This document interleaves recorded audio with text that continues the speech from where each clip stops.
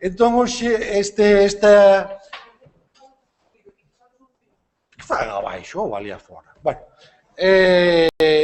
nós pola televisión temos que morrer todos, non pasa nada, para que todo saia ben na tele. Non é tan importante a televisión. Bueno, existir non un experto. Bueno, isto que anunciamos con tanto así, con tanto misterio, con tanto regocicho pola mañá, que é a presentación deste volume Lingua, Sociedade e Política, un debate multidisciplinar que teño, pois, non sei, diría a honra, pero case a gloria de aparecer como editor aí. É unha obra que... O sea, eu creo que procuro sempre ser máis ou menos eso que din dos galegos understatement, que sempre somos así máis ben modestos, pero, sinceramente, creo que é un libro, creo que vai ser un antes e un despois, e, desde logo, eu digo, para min, é un deses libros en que un, despois de ser editor, eu casi xa deixaba todo e poñía a dormir nos loureiros. Este libro recolle, e digo estas que pode soar un pouco fachendoso porque eu non escribo, o sea que non ten nada que ver comigo. Eu non escribo, só escribín ao limiar. Esta obra recolle as contribucións en forma de relatorio que se fixeron no seminario que se celebrou desde decembro de 2009 ata o verán de 2010, que chamamos Lingua, Sociedade e Política, que era unha especie de resposta intelectual, quero dicir, ou académica, ou intelectual, diríamos, reflexiva, que demos desde a sección de Lingua do Consello a, creo que expreso unha opinión que non é persoal, perplexidade que sentimos moita xente despois de vivir o debate lingüístico en Galicia a partir do ano 2007 aproximadamente, e con ese momento culminante, penso que foron as eleccións autonómicas de 2009 e o seu resultado. Non o digo polo resultado en sí político, que foi máis ou menos sorprendente, pero polo, creo que inesperado e rechamante, da visibilidade, da saliencia que tiña o debate lingüístico en Galicia, que adquiriu e que foi increxendo ate esa campaña electoral, e incluso despois, nos primeiros meses, e non só ano, diríamos tamén, do goberno que se creou, que se formou despois da vitoria electoral do Partido Popular no 2009. A saliencia do debate e os termos novos en que se presentaba ese debate. Nós, creo que, non digo ninguna novidade, si afirmo que desde o 83, xa que estamos falando da Lei de Normalización Lingüística, estábamos máis ou menos afeitos a un debate lingüístico. Aquí falose de política lingüística de baixa intensidade. Bueno, había un debate lingüístico tamén de intensidade baixa ou media, pero era un debate lingüístico que, independentemente que fose máis ou menos intenso, os termos, basicamente, evocounos Xaime pola mañá, eran uns termos de unha oficialidade dunha autonomía en construción, diríamos, en que había unha aposta ao menos formal e logo sustancial nun grao variable e opinable, pero formalmente, desde logo, sí, por a Lei de Normalización Lingüística, por unha recuperación de usos do galego, por unha promoción do galego nos termos discutibles que expuxo Xaime máis ou menos pola mañá. E o debate viña dado, sobre todo, por un sector de oposición que, quizáis en termos electorais, fose pequeno, foi crecente, pero era pequeno, desde logo en orixe, pero que en termos de capacidade de movilización alrededor do tema da lingua era moi grande, que era do nacionalismo que pedía máis, que lle parecía pouco, e que incluso nos primeiros tempos se opoñía dun xeito frontal, non? Eu creo que xa que estamos falando de 30 anos de Lei de Normalización Lingüística, non está de máis lembrar que a Lei de Normalización Lingüística en Galicia contou coa oposición frontal, absolutamente frontal, da maioría do nacionalismo político en Galicia. Incluso aquel sector minoritario do que, casualmente, por azares da vida, eu me atopaba, que apoiamos a lei desde o comezo, desde o ano 83, desde o nacionalismo, pois recibimos unha crítica feroz, absolutamente feroz. en termos que agora, con estes revivals que ten a historia, volvemos a escoitar de Traizón, de Venda, do piñeirismo daquela, agora neo, piñeirismo, bueno, todas estas cousas que agora están volvendo a nacer dun xeito como acontece coa historia que se repite en forma de farsa, non habitualmente. Daquela era unha oposición frontal. É dicir, a lei de normalización lingüística era unha trapela do españolismo, a cooficialidade era unha táctica similista, o proceso de institucionalización do galego era mentira, etc. Bueno, isto co tempo foi evolucionando, evidentemente, e felizmente, pero, de alguma maneira, ata o plan xeral, como dixo Xaime, diríamos, o debate lingüístico en Galicia era entre un consenso institucional e das forzas maioritarias desa política lingüística de baixa intensidade, como querades chamarlle, e unha oposición minoritaria, pero que se deixaba sentir, que reclamaba máis. É certo que había voces contrarias desde outro punto, non? Algúnas que se escoitaban moito, caso Paco Vázquez, creo que non descubro ningún misterio, se o cito, o alcalde da Coruña, bueno, aquela Asociación Gallega por la Libertad de Idioma, etc. Pero todas estas voces que se opoñían á normalización lingüística desde este outro bando, se non pasase o que pasou nos últimos 7, 8 anos, serían para nós agora mesmo arqueoloxía histórica. Serían, había unha xente rara daquela que dicía que tal e cual.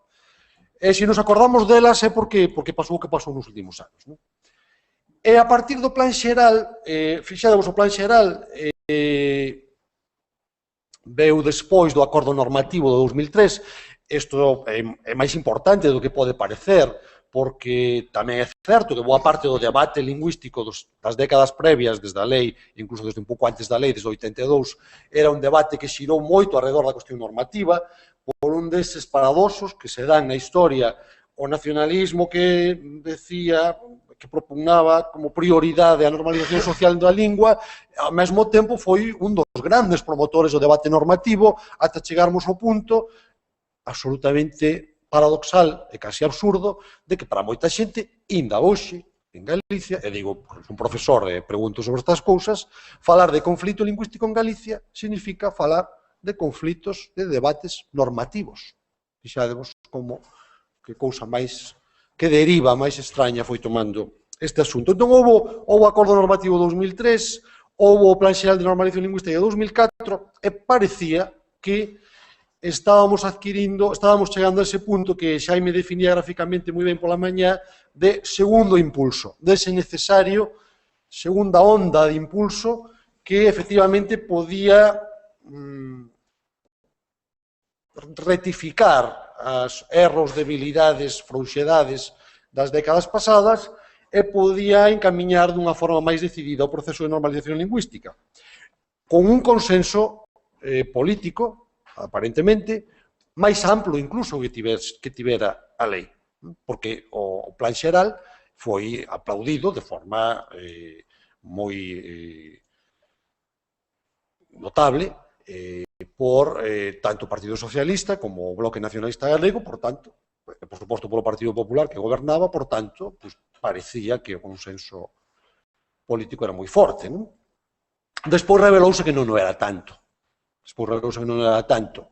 Isto foi o que aconteceu a partir do goberno de coalición PSDG-BNG e, sobre todo, a partir do decreto de 2007, do decreto do bilingüismo escolar, e, pois, xa volvemos un pouco ao principio da miña intervención, todo o que foi pasando neses anos en que resulta que mudaron os termos do debate e mudaron tamén os axentes do debate.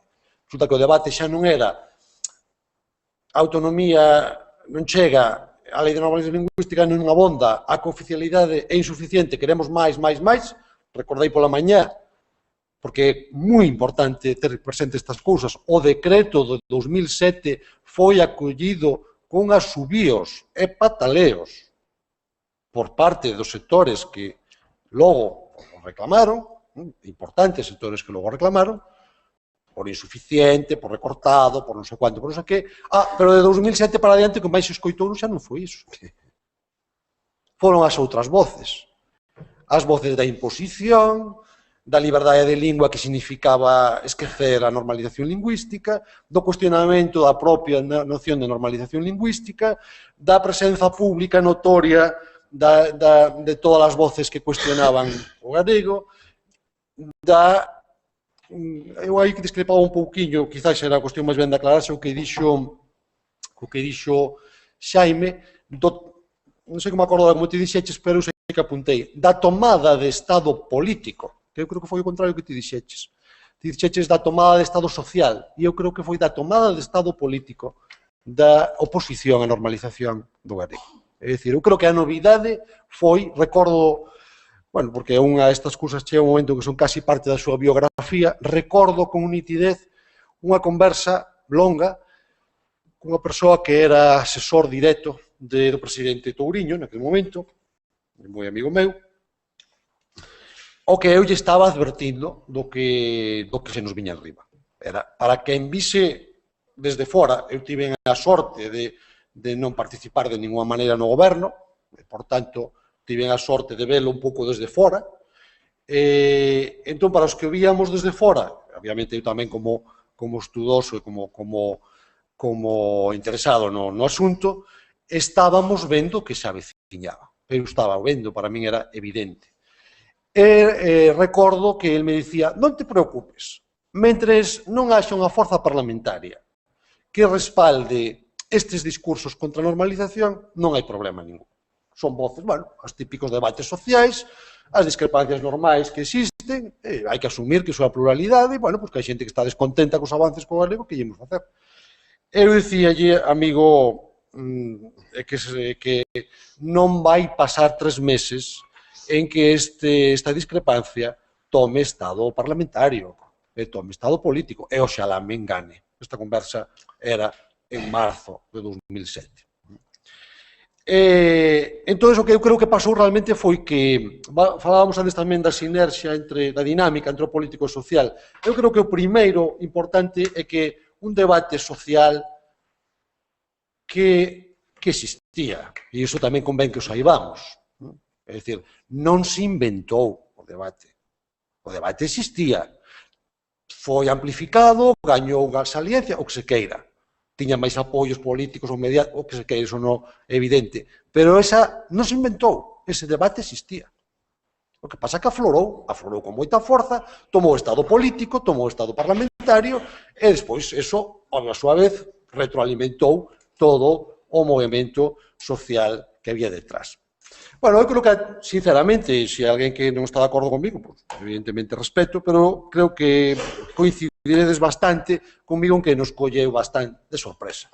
Todo isto non o esperábamos, porque foi un cambio tal de termos no debate que nos colleu por sorpresa. Cando eu podo citar os meus artigos que escribía daquela en Luces del País, no que eu, con non sei que me mandou meterme a profeta, pois dixen cousas que foron erradas. É dicir, señor Feixóo, non se metan vostede deste debate porque vais a ir perdendo con el, e tal e cual.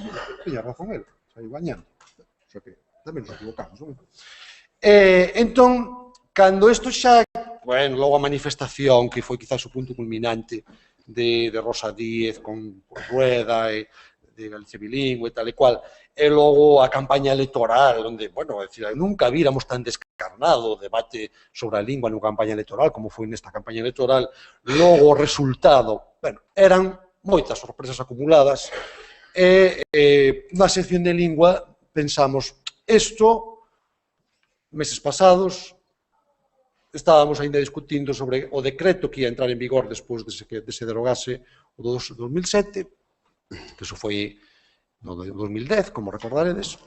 Estamos, bueno, como dixo, creo que Xaime pola mañán, estamos en guerra, hai que reflexionar. Que está pasando aquí? Estásenos trocando os termos habituais, os marcos de intelección da cuestión lingüística, os termos habituais en que analizamos a cuestión lingüística, e isto hai que reflexionar. E isto hai que reflexionar non... Bueno, o que sempre dixemos, non somos os lingüistas os que temos que reflexionar. Esta reflexión implica unha colaboración de moitas disciplinas, pero sobre todo das ciencias sociais. da xente do mundo da politoloxía, do mundo da socioloxía, sobre todo tamén pola súa importancia obvia, que non a inventamos nós, do mundo da educación, da didáctica, tamén do mundo dos medios de comunicación e da análise dos medios de comunicación, e por outra banda, como non se nos escapaba ninguén, o debate de aquí era inseparable do debate que se viña dando en Madrid, bueno, no marco español, e sobre todo no centro, desde tempo antes, non? Desde anos antes. Non quero dicir que sexa mimético este daquel, que eso, bueno, pode ser, pero non o quero afirmar así detalladamente, pero evidentemente precedeu aquel, e tiña moita relación este con aquel, era preciso verlo tamén no marco español, non? No marco estatal, no marco galego, e nas distintos centros ou ámbitos de relevancia e de interese. Entón, pois, tivemos o arranque de montar estes seminarios e convidar a eles a expertos destas distintas ramas e outras que citei, e, sinceramente, tivemos unha resposta magnífica, porque a mesma necesidade que nós tiñamos de explicarnos ou reexplicarnos a situación, pois tiña moita máis xente. E, ademais, pois, precisamente pola saliencia do debate lingüístico, xa non éramos só os filólogos ou os apaixonados do idioma que nos preocupábamos. Éramos politólogos, éramos sociólogos, éramos comunicólogos, por suposto, era a xente do mundo do ensino, a que tamén necesitaba reflexionar sobre isto. E entón montamos estes 4 seminarios que, xa o digo, convocamos expertos cunha resposta magnífica e, ademais, a xente se tomou o traballo de escribir os seus relatorios. Cando se desenvolveron os seminarios eran relatorios con debate, con retrucantes, moitos retrucantes tamén escribiron os retruques, algúns non, foi mágoa porque houve algúns realmente brillantes no desenvolvemento do seminario, e podemos presentar este libro. Entón, eu non me vou estender máis, que xa me estou pasando un pouco de voltas. O libro é un libro, como vedes, voluminoso, pero, sobre todo, eu creo que é un libro novidoso, non en cada unha dos relatorios que contén, pero sí novidoso na formulación xeral e na reunión de tanta análise e tanto traballo e coñecemento experto como se dá aquí. Temos un primeiro traballo que sitúa a cuestión no marco europeo de Peter Krauss, profesor da Universidade de Helsinki, experto na cuestión de linguas e identidades en Europa. É un traballo non moi longo, pero a min, será que sei pouco desto, me parece absolutamente magnífico, absolutamente para facernos pensar a todos, e para facernos repensar moitas das cousas que estábamos falando aí un pouquiño sobre, bueno, lingua, identidade, cal é o motor que move as reivindicacións lingüísticas nas minorías europeas. É un traballo deses que un pode dicir que é iluminador. E logo temos 4 traballos sobre distintos aspectos dos debates lingüísticos e da evolución glotopolítica e sociolingüística no Estado español, pois que son de 4 primas donas deste campo. O catedrático de Viena, Georg Kremnitz, a catedrático de Barcelona, politólogo sociolingüista Albert Branchadel, o catedrático de Madrid, moi coñecido tamén, Juan Carlos Moreno Cabrera, e o catedrático de Valencia, un dos lingüistas vivos máis importantes do marco español, que é Ángel García Molins. Tamén incluímos neste apartado, inda que originalmente non estaba aí, o traballo da nosa colega Alba Nogueira, que trata o aspecto xurídico. Xa nestes 4 traballos se poñen sobre a mesa moitos dos debates fundamentais que temos para o futuro. Non vos podo nin resumir porque sería inmensamente longo e non lle quero restar tempo a eles. Pois, por exemplo, a mí me parece especialmente importante a cuestión do conflito lingüístico, a definición e a comprensión do conflito lingüístico. O traballo de Branchadel necesariamente vai ter que ser discutido cada vez que se fale deste tema. Logo temos un bloque sobre política, sobre a evolución sociolingüística e política lingüística en Galicia. É dicir, aquí esta era outra das grandes cuestións, que era a cuestión do diagnóstico, o duplo diagnóstico que queríamos, bueno, sobre o que queríamos discutir. O diagnóstico, resumo vos moi groseiramente, a evolución sociolingüística de Galicia era tan mala como os discursos catastrofistas que cada vez se oían máis nos decían, ou había matices que introducir sobre isto? Bueno, Mauro Fernández fixo un traballo que non era exactamente o que lle pedíamos que falase desto, pero fixo un traballo brillante no que, bueno, é unha demolición científica do lamentable mapa sociolingüístico da Academia Galega, chamado Mapa Sociolingüístico da Academia Galega de 2004, que é un traballo absolutamente desacreditado e inservible. E o traballo de Mauro deixou absolutamente cao. Pedimoslle a Antón Losada que votase tamén o seu lente politolóxico e a Fermín Bouza, profesor en Madrid, como sabedes, catedrático de opinión pública, que votase o seu lente tamén sociolóxico, en particular opinolóxico, non sei se di eso, sobre os debates lingüísticos en Galicia. Queríamos que nos respondesen sobre todo a cuestión: as posicións glotopolíticas do Partido Popular, de Feixóo, foron decisivas ou foron tan decisivas como se dixo no resultado electoral? Influíron moito, influíron pouco, influíron positivamente, influíron negativamente? Bueno, eu creo que a resposta non está aínda, non é si ou non. O mellor Antón, que agradezo moito que nos quixera acompañar hoxe, quere dicir algo sobre o tema. Un lee os traballos e eu quedo non como estaba, porque aprendi moitas cousas, pero non sei moi claro se si ou se non.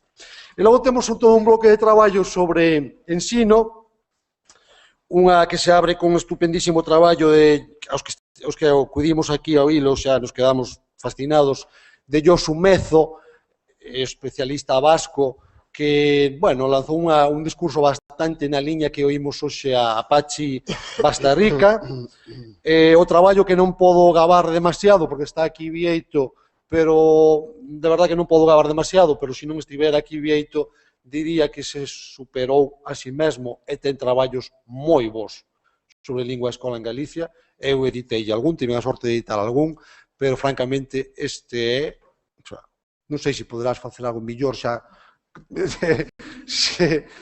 bueno, nun traballo sintético, nunha chega sintética de verdad que é verdadeiramente brillante sobre este asunto, con unha discusión moi interesante de Miguel Pérez Pereira e de Valentina. O traballo de José Manuel Vez sobre o tema que sacabaste agora, do plurilingüismo no ensino. Bueno, como non está aquí José Manuel Vez, el fixo un gran esforzo en acudir aquí, porque foi un tema que introducimos casi así un pouco a última hora, decatámonos un pouco tarde da relevancia que tiña, e fixo unha exposición brillantísima no seminario. Bueno, eu creo que o texto que nos mandou escrito é un poquinho máis académico demais para o que nos queríamos, pero trata deste tema con moi bo coñecemento de causa.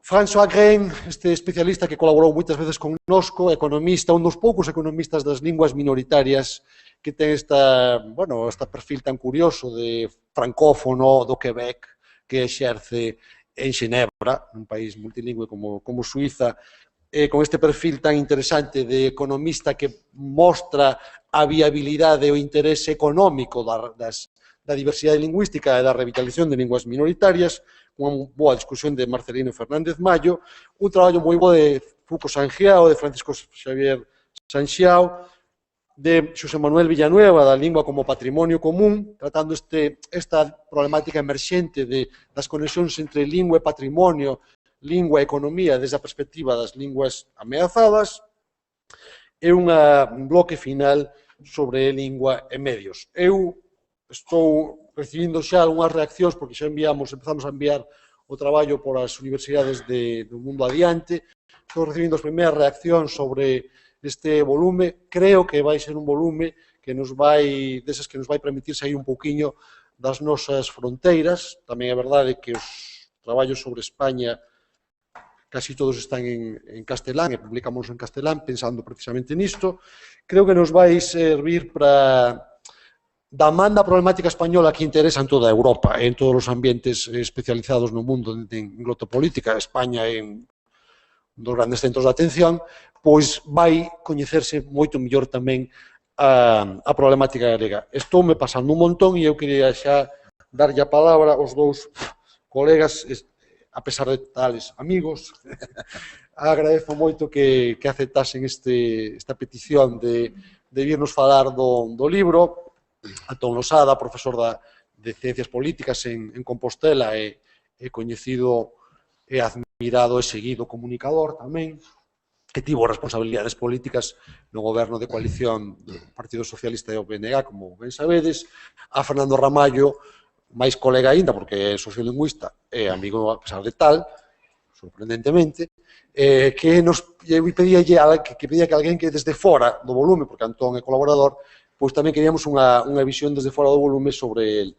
Agradezolle tamén moi especialmente a Fernando, porque el non coñecía o libro, mandámoslo hai 10 días, a obra non é pequena, como vedes, pero así é todo, como isto é simplemente un poñer sobre a mesa 4 ou 5 temas para o debate, pois moi generosamente aceptou o noso convite. Non digo máis, vamos, Antón, por favor, unha intervención. Bueno, moitas gracias, boas tardes a todos, moitas gracias a Enrique, moitas gracias ao Consello da Cultura Galega por invitarme. Estaba te escoitando e, de verdad, me deixase sorprendido con eso de tuve unha conversa longa con un asesor de Touriño.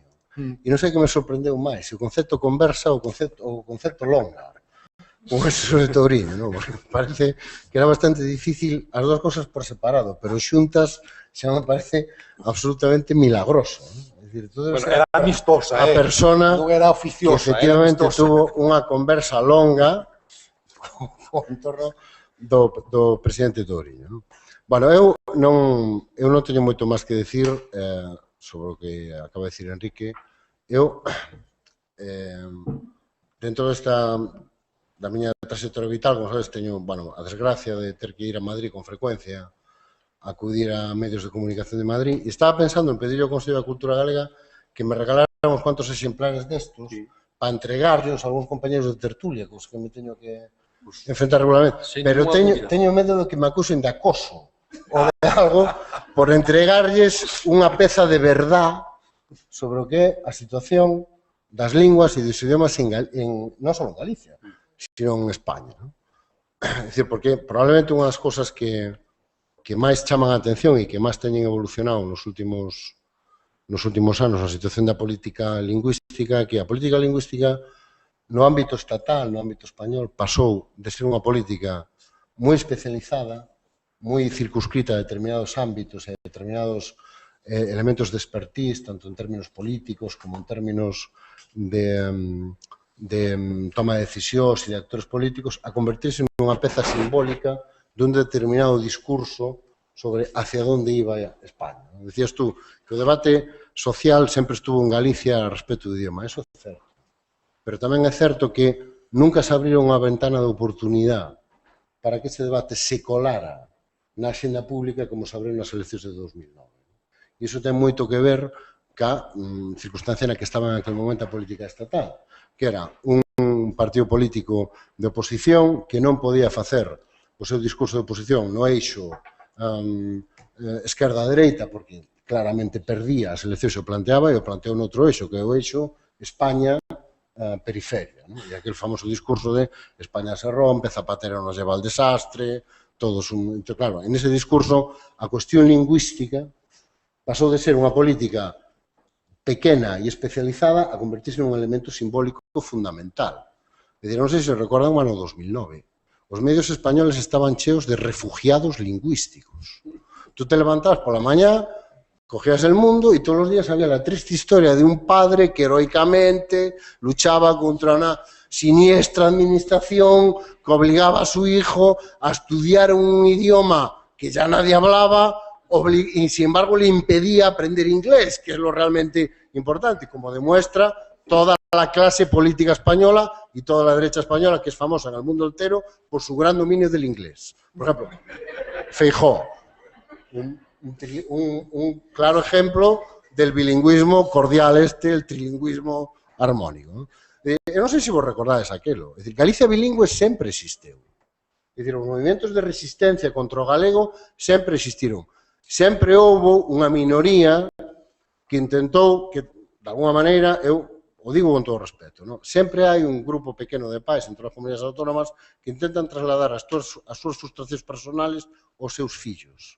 E intentan convertir as súas cruzadas personales en problemas para os seus fillos. Entón, ao final, dices tú leías a prensa de Madrid e, claro, Cataluña era un país, era un gueto lingüístico. Eu fun víctima desa caricatura. Eu, líbreme Dios, que como todo o mundo sabe, soy un entreguista e un pactista e estoy entregado al castellano e a Madrid e a andar, yo era el que iba a obligar a todos los niños de Galicia a aprender el himno gallego con el mandilón, con los 3 años. No sé si os acordáis, yo iba a ir personalmente galescola a galescola abofeteando a los niños que no supieran el himno gallego, con 3 años. Eso es una gentileza de la ABC. Bueno, entonces, sempre existeu Galicia bilingüe, tú recordarás seguramente aquel manifesto que se publicou cando eu era estudiante na Coruña nos Salesianos nos anos 80, que era no al lenguaje de las bestias, que era un manifesto firmado por destacados personaxes da vida pública coruñesa.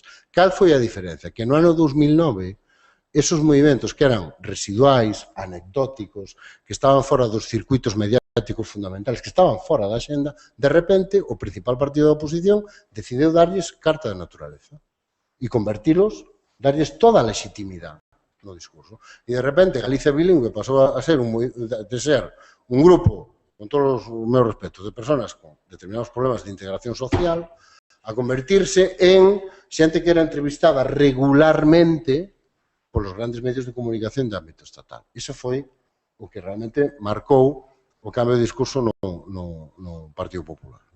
Entón, a mí, que me interesa deste texto? Non vou, evidentemente, repetir o que xa dixo Enrique moito máis brillantemente que a mí. Eu creo que hai 3 cosas que son destacables. Primeira, o enfoque multidisciplinar. Que a política lingüística non é só un problema de lingüistas, non é só un problema de nacionalistas, non, a política lingüística é unha peza fundamental no diseño político dun país, no diseño de identidade dun país e tamén nas políticas educativas dun país. E cando falamos de política lingüística falamos de recursos, falamos de evaluación, falamos de implementación, falamos de eficacia, falamos de eficiencia, falamos de políticas que funcionen e políticas que non funcionan, falamos de aplicar todo o material que pode aportar a ciencia política á evaluación deste tipo de políticas e contrastar diferentes modelos alternativos, que é algo ao que non estamos moi afeitos, onde ao final pesan moito máis as componentes simbólicas do debate alrededor das políticas lingüísticas que o debate alrededor das propias políticas, de como se formulan, como se deciden, como se implementan, como se avalían, que ventaxes e inconvenientes, pros e contras teñen os diferentes modelos, etc. Segundo, que eu creo que é, para min, a gran aportación deste volume. Bueno, aquí temos un montón de verdades que non escoitamos regularmente. É dicir, a partir de agora, o que siga dicindo estupideces sobre a cuestión lingüística en Galicia, en Cataluña, en Euskadi, era porque quere. Porque aquí hai información, hai datos, hai un montón de coñecemento que, para calquera que quera reflexionar seriamente sobre esta cuestión, sexa en Galicia, sea en Cataluña, sea en Bilbao, sea en Madrid, me da igual.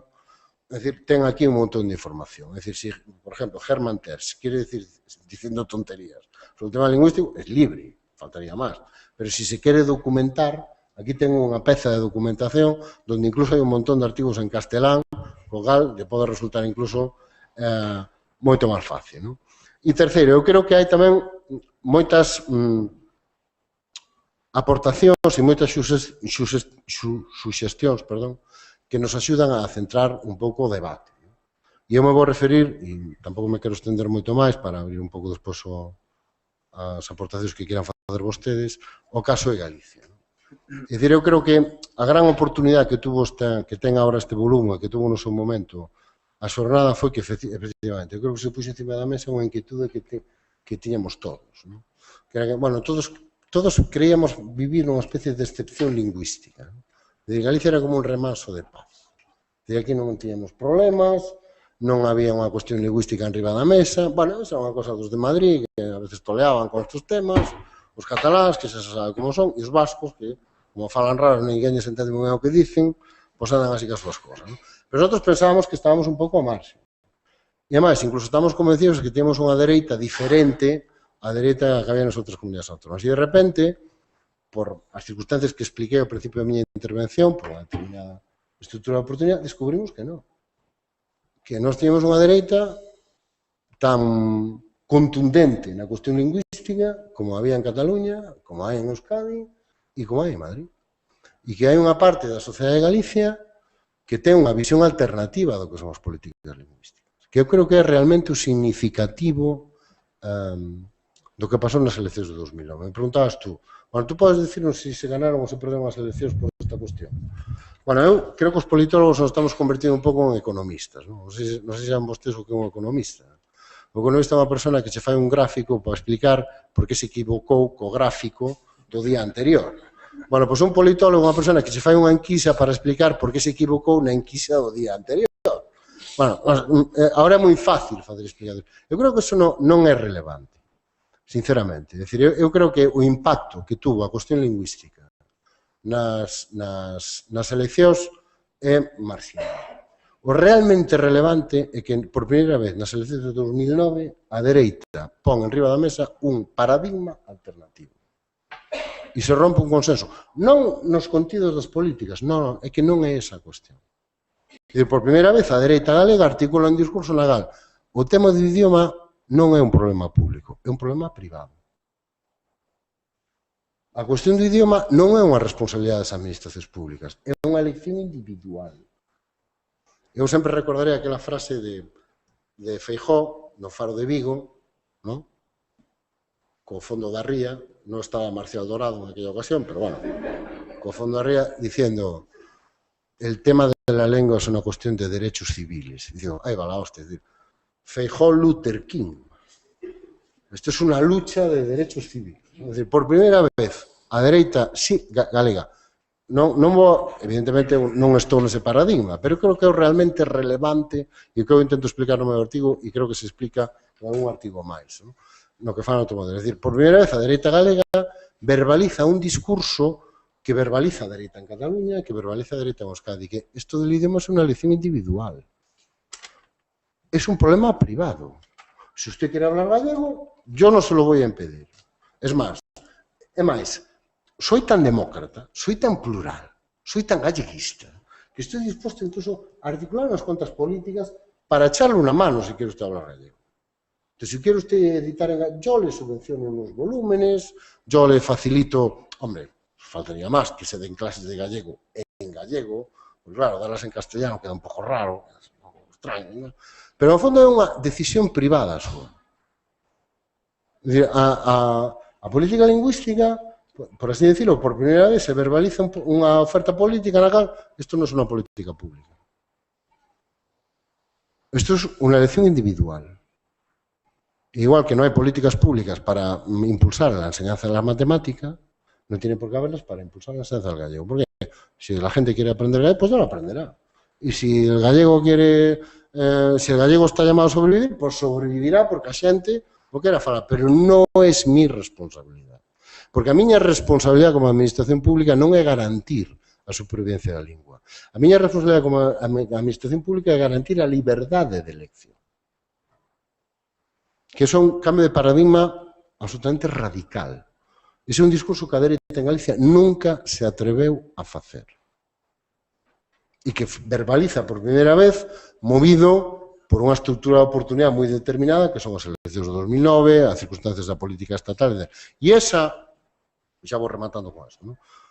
E esa verbalización dese discurso, que efectivamente puede ter un rédito electoral a corto plazo, a medio e longo plazo se está convertindo neste momento nun gran problema para o Partido Popular. Por que? Porque ao facer ese discurso abandonou a posición de centralidade que ocupaba en materia lingüística.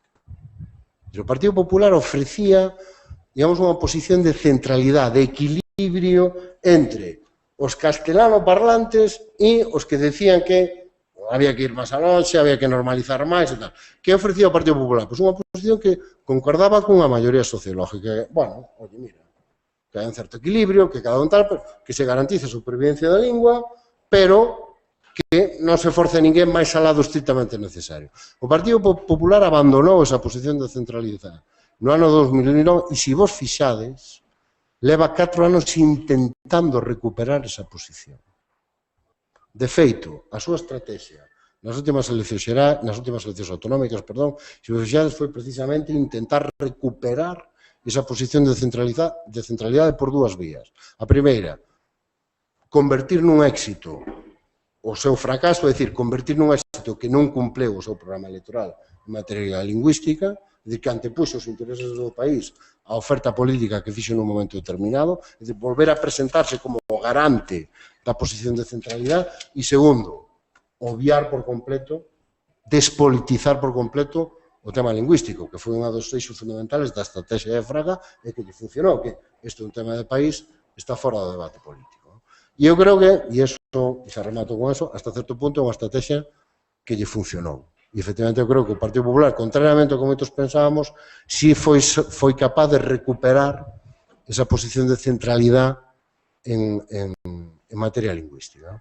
Para mí, o que me interesa deso é, que este tipo de razonamentos, este tipo de argumentos, poucas veces se poñen enriba da mesa. Cando se fala de política lingüística no ámbito estatal e cando se fala de política lingüística no ámbito galego. E, precisamente, eu creo que aí está un dos grandes méritos deste volume. E xa non falo máis. Gracias. Graciñas.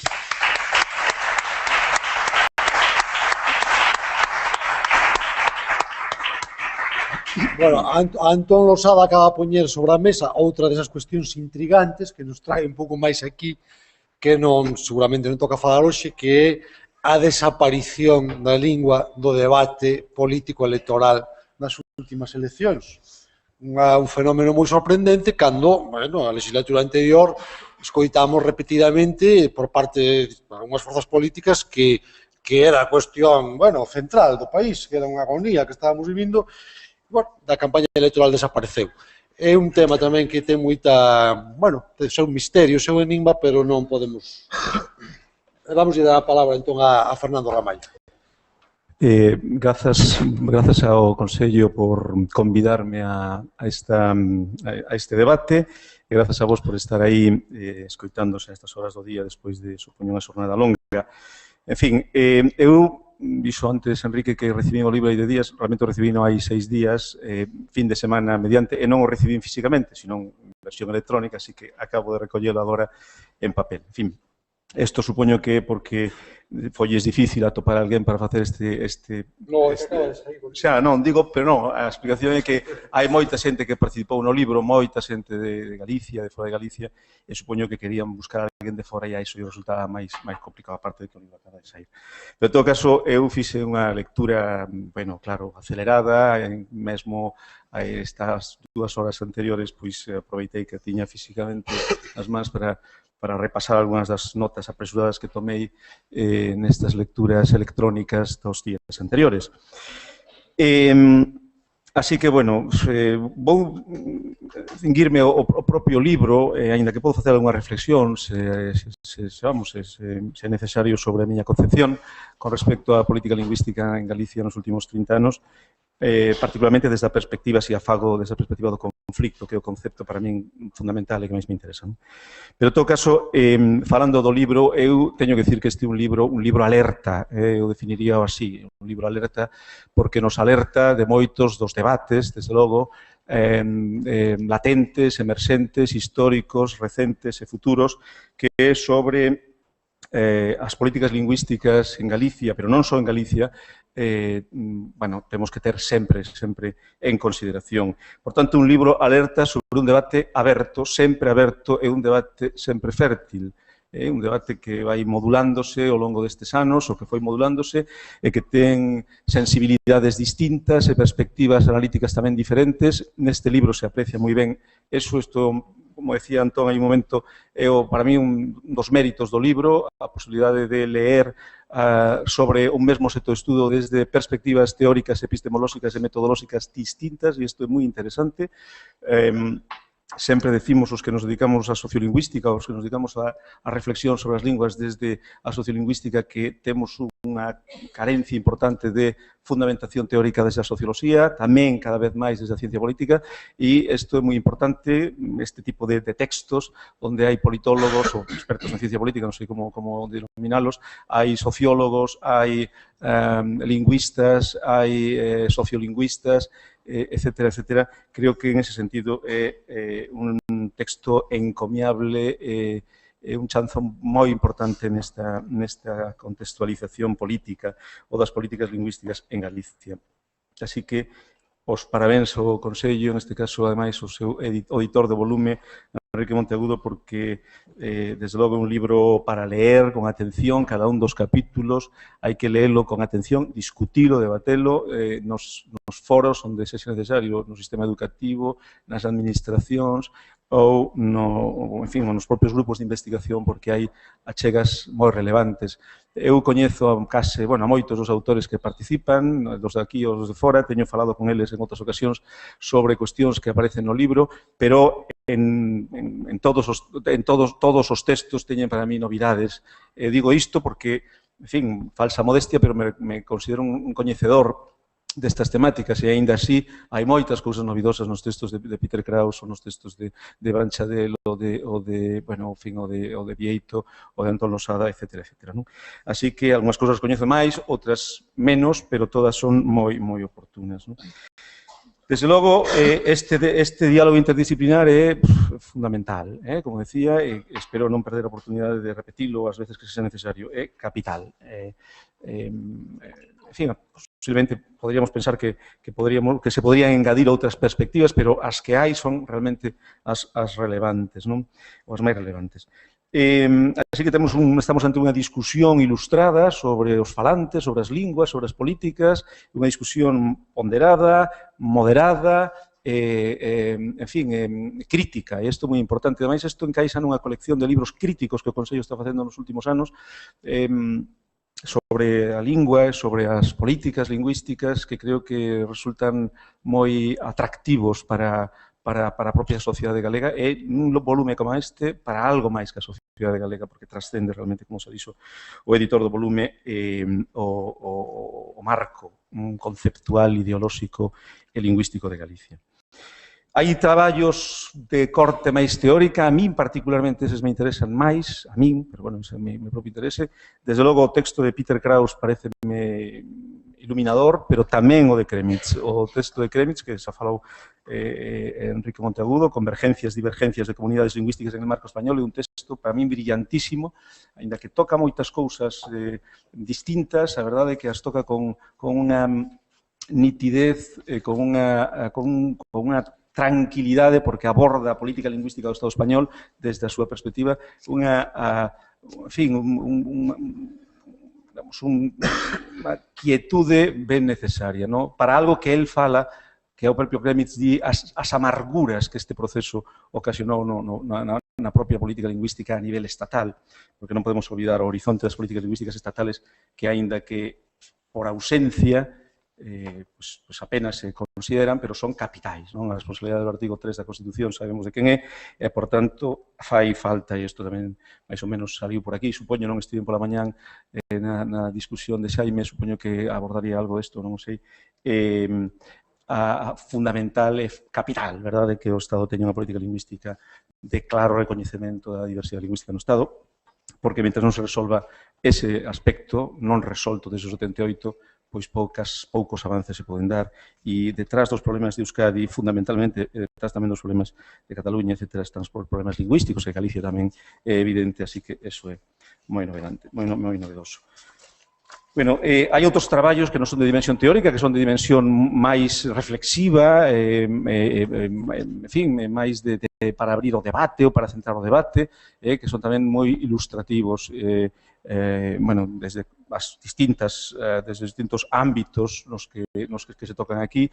Hai outros moi con datos empíricos, moi de traballo de datos empíricos, particularmente os tres relacionados coa situación sociolingüística a partir de cuantificación de datos desde a ciencia política de Antón Losada, desde a socioloxía de Fermín Bouza e desde a sociolingüística de Mauro Fernández. Outro aspecto moi interesante do libro, que isto non é unha novidade para o Consello, porque xa o fixo en outros volumes, é o do retruque. é unha mágoa, como tamén se comentou aquí, que non estean recollidos todos os retruques, porque son ben interesantes. Probablemente os propios autores do texto principal estean de acordo con algunhas cuestións propostas polos retrucantes e con outras non, pero iso é enriquecedor, é moi interesante, é un xénero discursivo absolutamente central, agora mesmo, por exemplo, nas publicacións científicas. Isto do JCR ou JCR é fundamental. Un autor escribe un artigo e hai retruques académicos e científicos detrás, e logo incluso se lle dá a posibilidade ao autor principal de contestar a eses dous retruques. E isto tamén estaría ben, en fin, que probablemente en posibles publicacións deste estilo que se recolla esa posibilidade para pechar, ao menos, ou pechar un pouco máis o debate, non? E tamén, eso sí, voto en falta, supoño que habería, bueno, eu participei en algunhas das sesións desta conferencia, verdade? Algún día estiven por aquí, e había participación do público. Outras veces, en outras publicacións, o Consello tamén recolle esas voces, estaría tamén ben recollelas, porque hai seguro que aportacións moi interesantes. Ben, así que o libro supón unha achega fundamental. Isto repito, convido a todo o mundo a pasar por el, verdade? Tanto desde a perspectiva do Estado, e esta parte que era un pouco o debate que se abriu na última parte da sesión anterior a nosa, esas políticas lingüísticas do Estado, como, desde logo, a parte de Galicia e a parte de Galicia cuantitativa, digamos, e a parte dos ámbitos sectoriais. A min, particularmente, o ámbito educativo, que algo traballei nel, desde logo moi periféricamente, pero algunha lectura fixen, pareceume tamén moi ilustrativo o texto de Bieito, un texto de esperanza, é un texto de esperanza crítico, pero de consenso, un texto moi recomendable, con dos discusións, a de Valentina Formoso, que concorda, basicamente, co que di Bieito, e que, por tanto, en fin, fai a súa reflexión crítica, pero desde unha posición próxima de Bieito, e coa de Miguel Pérez Pereira, que é máis crítica co que di Bieito, pero probablemente, en fin, algunhas das conclusións son discutibles, na miña opinión, porque fala de que Bieito, por exemplo, aposta por un modelo de inmersión claramente, solamente de inmersión, e probablemente isto non está no texto de Bieito desa maneira.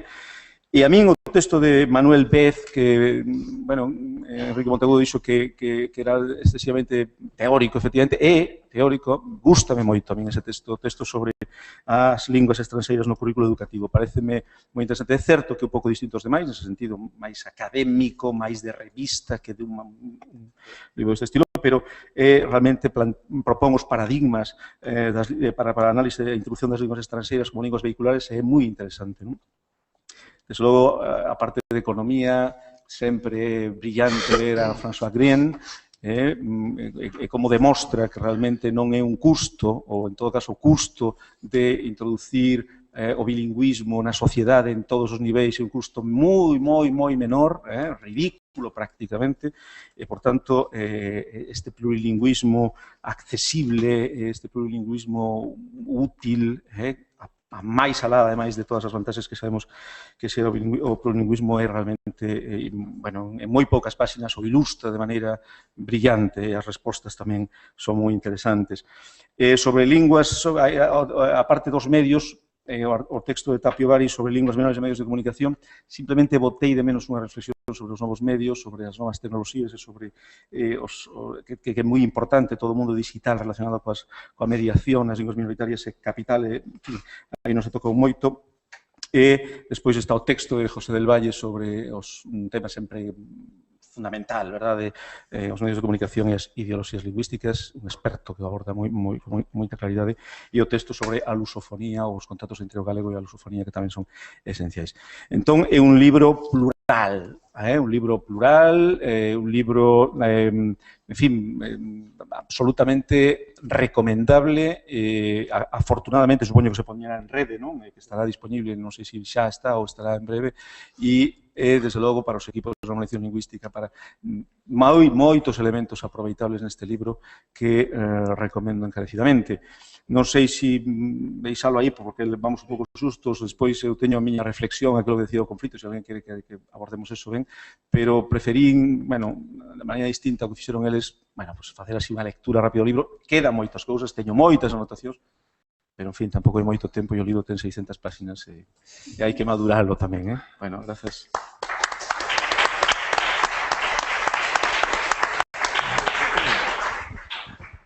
graciñas a Fernando, é certo, como é amigo non lle temos que ocultar, que queríamos en principio que viñese o propio Albert Blanchadel a presentación do libro. O que pasa que sabíamos que íamos ter o libro antes dos encontros, pero non o tiñamos. Realmente o libro físicamente existe desde hai 15 días. E Albert Blanchadel non podía vir, e como tampouco tiñamos a garantía de que, bueno, sabíamos que íamos ter, pero non lle podíamos enviar, pois votamos man de Fernando sin ninguna desmellora, desde logo, da mesa. Entón, se queredes, abrimos unha quenda de intervencións, preguntas ou observacións.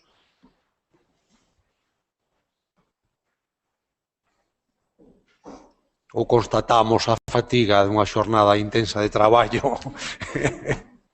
Entón, pois, si deixámolo aquí, agradecemos moito a vosa participación, a vosa asistencia para a xornada de hoxe, que creo que foi moi ilustrativa, e quedamos para vernos mañá a partir das 10 da mañá. Moitas grazas.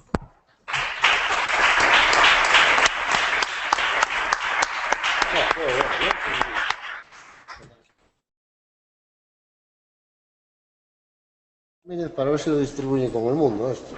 Que va a ser muy... Una traducción en Orbit, castellana, sí. en Orbit, ¿no? De pago y tal.